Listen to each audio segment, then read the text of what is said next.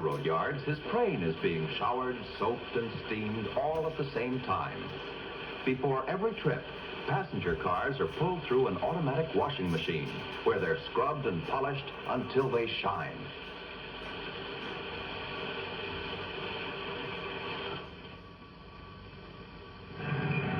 The big diesel-electric locomotives, already cleaned and oiled, wait to be called for work.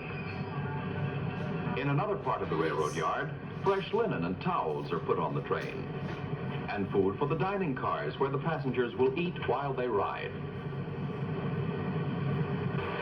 The Watsons live in a big city. Just now, Bobby and his father are coming to the station in a taxi. Some passengers arrive on foot, some in cars, and some by bus. The station is a busy place. Many trains come and go in this station. The bulletin board shows what time each train should arrive and leave, and whether it's on time or late. At the baggage counter, people may check their bags and suitcases to be carried in a special baggage car. Mr. Watson prefers to carry Bob's suitcase right onto the train.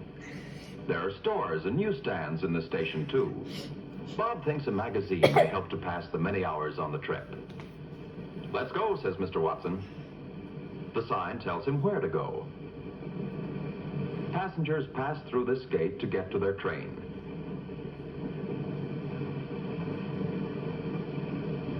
Each passenger shows his ticket to the gateman, so that the gateman can be sure that each passenger gets on the right train. "Track number 1, says the gateman to Bobby. Here's Bob's train all put together, ready for the passengers. In the rear is the observation car. As he walks by, Bob wonders if he can ride in it. "Yes," says his father, "but first we must find your seat on the train." The engineer and his helper are climbing aboard the big engine. They're all set for the trip. Here's Bob's car. The porter takes his baggage. Mr. Watson asks the conductor to keep an eye on Bob because this is his first train trip alone. Then he gives Bobby his ticket. "All aboard! You're on your own now," he says. The engineer gets the go-ahead signal. He opens the throttle.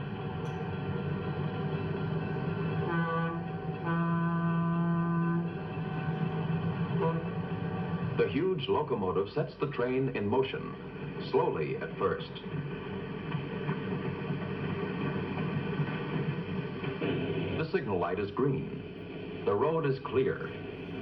Through the railroad yards, the train travels slowly. Bob's riding in a small room of his own called a roomette. It has a comfortable seat in the daytime and can be turned into a bedroom at night. A wardrobe is built into the wall of the roomette, and a wash basin. Bob sees a neighbor open the wash basin. The tracks gradually lead out of town and join the main line. The engineer watches every road sign carefully. The safety of the passengers is in his hands. Traveling in a roomette is comfortable. "Tickets, please." Bob has 2 tickets, one for the train trip and another one for his place in the roomette. The Pullman conductor gets the roomette ticket. The train conductor returns half of the round-trip ticket to Bob to use when he travels back home again. Now Bob can go and explore the train. On his way, Bob first passes through a chair car. Many people like to ride in chair cars like this one, especially for short trips. It costs less and is quite comfortable. The attendant tells Bob that the observation car is 3 cars farther back. On his way, Bob sees the dome car, a car with a roof of glass. Through the glass dome, the passengers can watch the landscape all around them. Here is the observation car. Now Bob understands why it's at the rear end of the train.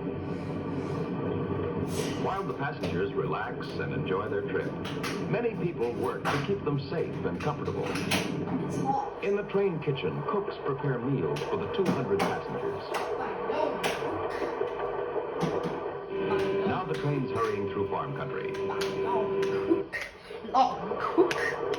At lunchtime, the waiter rings chimes to tell the passengers to come to the dining car.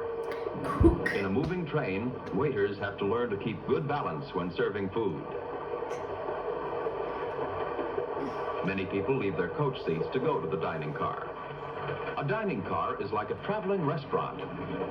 Here, while they eat their meals, the passengers can enjoy the moving landscape. For passengers who don't want a big meal, this train has a lunch car. Bob has ordered a sandwich for lunch and a glass of milk. And while he eats his sandwich, the train is approaching a station. A container truck transports huge metal boxes called containers to and from docks or ports. It's just a small one, but it's important for the train crew because here, the engineer and his helper are leaving the train and a new crew takes over. This way, the train has a rested engineer every few hours.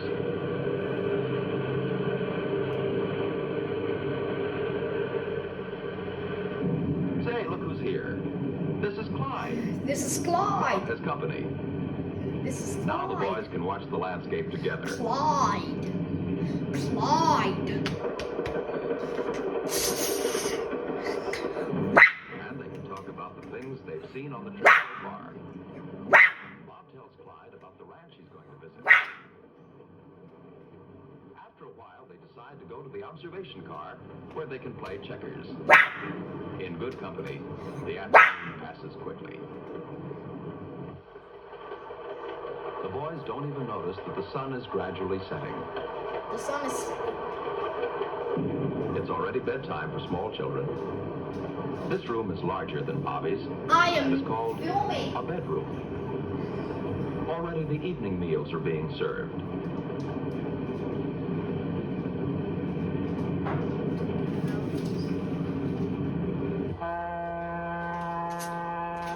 While the train speeds into the dusk, the porter prepares beds for his passengers.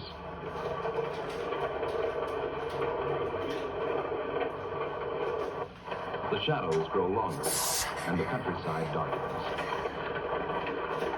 Guided by signposts and signals which tell the engineer the safe speed at which he may travel, the train speeds toward the sunset. One by one, the lights go out, and the passengers go to sleep. This is how a passenger goes to rest in a roomette, prepared for the night. No. I don't want to chew it.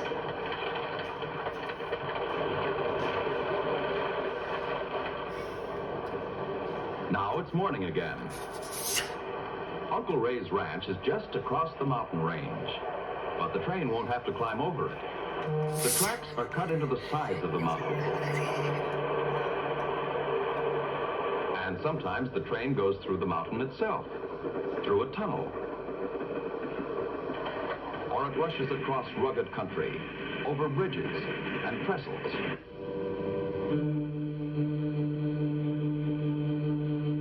Are you ready? Asked the Pullman conductor. Bob will get off at a small station where the train stops only for a moment, but he's all packed and ready.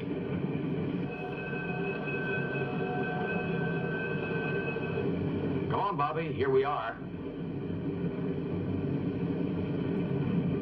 Lamy.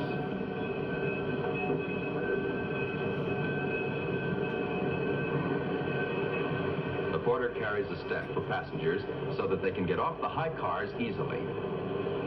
And as he had promised Mr. Watson, the Pullman conductor sees Bobby off the train. Here's Uncle Ray shouting, "Hi there, cowboy." The long ride is over.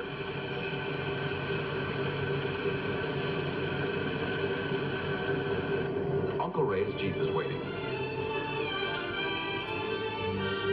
The train starts off again, and off goes Bob to the ranch, to new adventures with cowboys and horses.